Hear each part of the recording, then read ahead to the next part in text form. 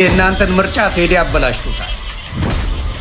የህዝቡን ስሜት ነው ቴዲ የተናገረው። ሊያደናቅፈን የሚችል ማንኛውም እንቅፋት ካለ እንደየትኛውም ጉቶ እየነቀልን በመጣል እናልፋለን ሲሉ ጠቅላይ ሚኒስትር አብይ አህመድ ተናግረዋል። አባይ ተገድቦ ቴዲ ስለ አባይ ምንም ነገር ካላለ አይገርም። ቴዲ አንድ ስንኝ በዚህ ሳይጥል 18 ዘፈን ከዘፈነ ምን ትለዋለህ?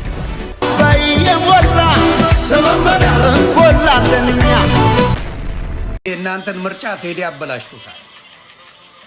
የህዝቡን ስሜት ነው ቴዲ የተናገረው።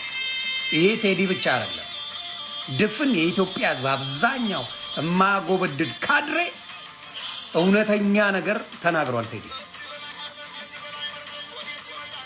ከዚህ በላይ ሀዘን ከየት ይመጣል ነው?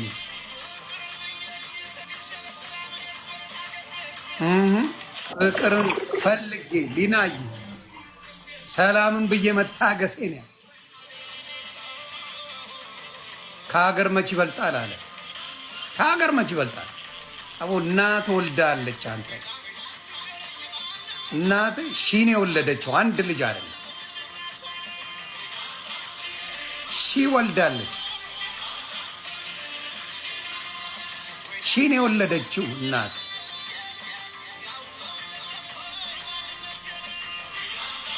ኑሩልኝ ቪክዬ፣ ሺን የወለደችው አንድ ልጅ አይደለም። ሊያደናቅፈን የሚችል ማንኛውም እንቅፋት ካለ እንደየትኛውም ጉቶ እየነቀልን በመጣል እናልፋለን ሲሉ ጠቅላይ ሚኒስትር አብይ አህመድ ተናግረዋል። የምናደርገው እናውቃለን፣ የምናደርገው የህዝባችንን ህይወት እንደሚለውጥ እናምናለን። የህዝባችን ህይወት እስኪለወጥ በሙሉ ልብ በሙሉ አቅም ስራችንን እንሰራለን። ሊያደናቅፈን የሚችል ማንኛውም እንቅፋት ካለ እንደየትኛውም ጉቶ ነቅለን እንጥለዋለን ሲሉ ጠቅላይ ሚኒስትር አብይ አህመድ ተናግረዋል። ሸንቆጥ ያደርጋል። የዜማ ሰው ነው። አንተ እኮ በነገስታቱ ጊዜ እኮ በአዝማሪ መጥቶ መኳንንቱን ነገስታቱን እኮ ይነካቸዋል፣ በማሲንቆ ማለት ነው። አንዳንዴ ያስገርፉታል፣ አንዳንዴ ዝም ብለው ይተውታል ተስቆ። የቅኔ ሰው ጉለት ያለብህን በተለይ እንደዚህ አሁን ያለው መንግስት ያለበትን ክፍተት የሚታወቅ ነው። በጣም ብዙ ክፍተቶች፣ ዋና የሆነውን የሰላም ማስከበር ጉዳይ ላይ ያለው ክፍተት፣ የህግ የበላይነት ላይ ያለው እንደዚህ ያፈጠጠ ያገጠጠ የዝርፊያ በተለይ እዛ ሀገር ላይ ለሚኖር ሰው እኮ እንዴ የሚያስነባ ነው። እውነትም አይደለ? ይሄ ብልሹነት የሚክዱት አይደለም። እነሱም ያውቁታል፣ ይናገሩታል። ምዝበራው፣ ሌብነቱ፣ ወገንተኝነቱ፣ ሰላም አለማስከበሩ በጣም ብዙ ድካሞች አሉ። እነኚህ ድካሞች ባሉበት ይዘት አንድ የጥበብ ሰው መጥቶ ቄስ ሞገሴ ካልሆነ ወይ ሲሸልሞ ያንተን የሚያንቆረቆረልህ ካልሆነ በስተቀር አንድ ፍሪ የሆነ በተለይ በቴዲ ስታቸር ያለ ባለሙያ ቅኔውን ይጥልብሃል። መቀበል ነው የሚያስፈልገው። አግባብ ነው። ክፍተት ያለበት ቦታ ላይ መቀበል ነው። እኔ ሁልጊዜ የምናገረው ነገር በዲፕሎማሲ ከመጣ በመሰረተ ልማት ግንባታ፣ በቴክኖሎጂ፣ በኢኮኖሚ ዘርፍ ይሄ መንግስት የተዋጣለት ስራ እየሰራ ነው። የተዋጣለት በሰላም በህግ የበላይነት በጣም ዋና የሆኑ ናቸው። እንጂ ደግሞ በእነዚህ ዙሪያ ከፍተኛ ክፍተት አለ። አንዳንዱ እንደውም ሌላ አይነት ስሜት ሁሉ የሚፈጥር አይነት አለ።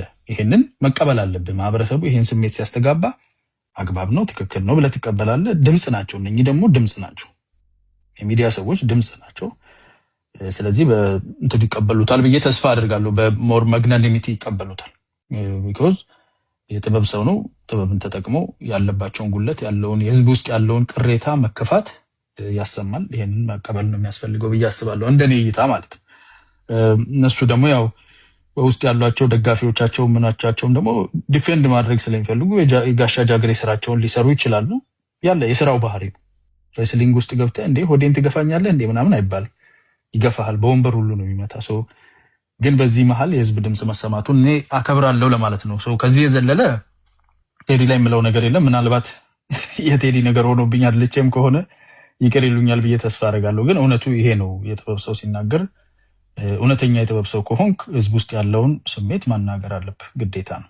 ይሄን መንግስት ደግሞ ለካ ህዝቤ ውስጥ እንዲያለን ነገር አለ፣ ምንድን ያስከፋውት እኔ ከዚህ ከላይ ታትራለሁኝ ምን እያደረጉት ነው? ማህበረሰቡን ከኔ በታች ያለው የስልጣን መዋቅሩ የማላውቀው ይሄን ያህል የተከፋ ነገር አለ እንዴ? እንዴት ላሻሽል? ይሄን ምን ቢይዝላቸው እና በርባንን ነበር መስቀል ያለብኝ፣ በርባንን እሰቅላለሁኝ ብሎ በርባኖችን ከሲስተም ውስጥ ለቅሞ በርባኖችን ወደ መስቀል መሄድ ነው ቴዲ እያላችሁ ያለው። ያንን ነው እኔ ከግጥሙ የሰማሁት። ሰው በዛ ደረጃ ነው የተረዳሁት።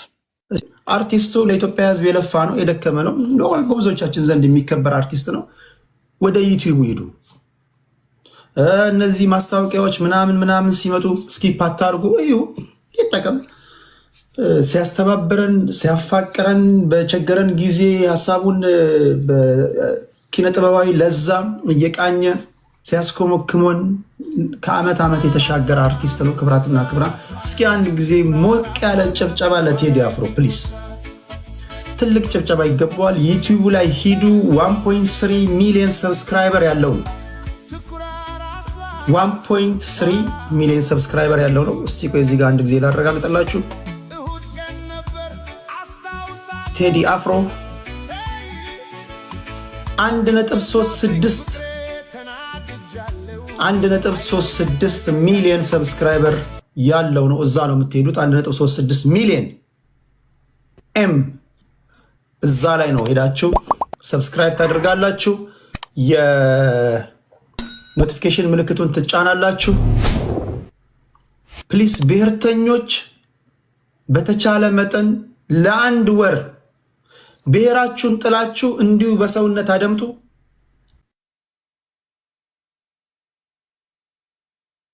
ገና ሳይ እንዲሁ በጣም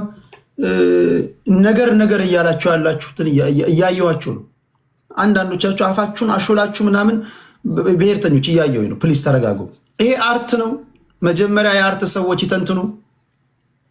እንዴት ነው ከአርት አኳያ ሂስ እኮ ይሰጣል።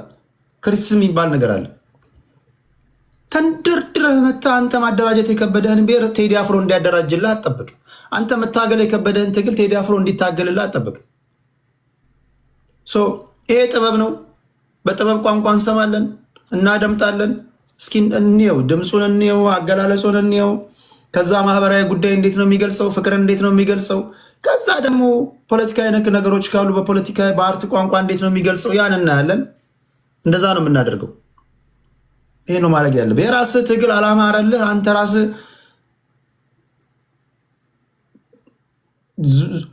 ካርታው ጠፍቶብሃል፣ አንተ የጠፋብህን ትግል እሱ አንድ አርቲስት እንትን እንዲለ ማስጨነቅ የለባችሁ። ይህን ማድረግ አለባችሁ ለማለት ያህል ነው። ከልብ ነው ማመሰግነው። ለአርቲስቱ ትልቅ ጭብጨባ እያደረጋችሁ ላላችሁ ሊመሰገን ይገባል ቴዲ አፍሮ። እኔ እንኳን ስገባ ላይ በምገባበት ሰዓት እንኳን